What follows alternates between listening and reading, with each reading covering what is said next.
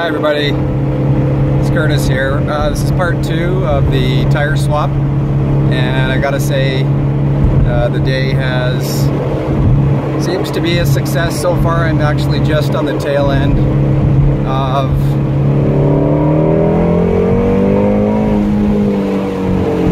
just had to do that. Sorry.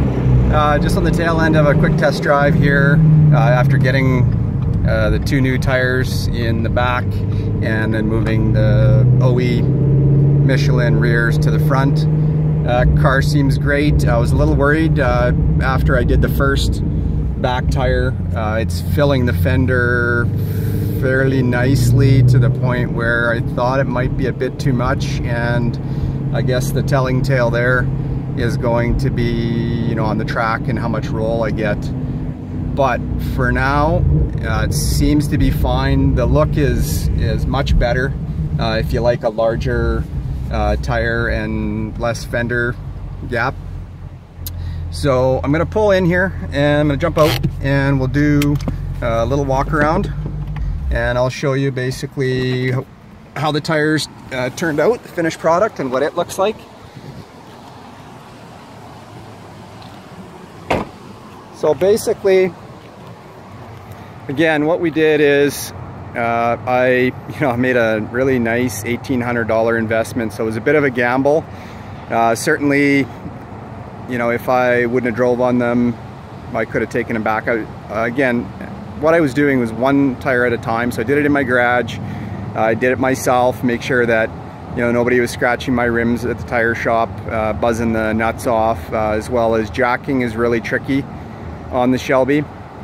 So, you know, like I said, I did one wheel at a time, so I only had 1 easy jack point, careful jack point at a time, and it basically took all day. It was a good, you know, it took me about six and a half hours. I went slow, but you know, that means 4 trips to the tire shop and back. But basically what we ended up with again is the rears. We went with the F1 Supercar Goodyear. They seem pretty stiff. I was a little worried they might be a bit soft.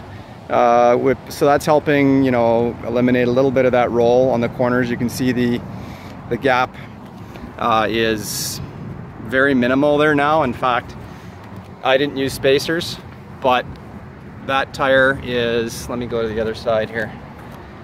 That tire is, you know, right about where I would like it, sort of flush with the top of the fender.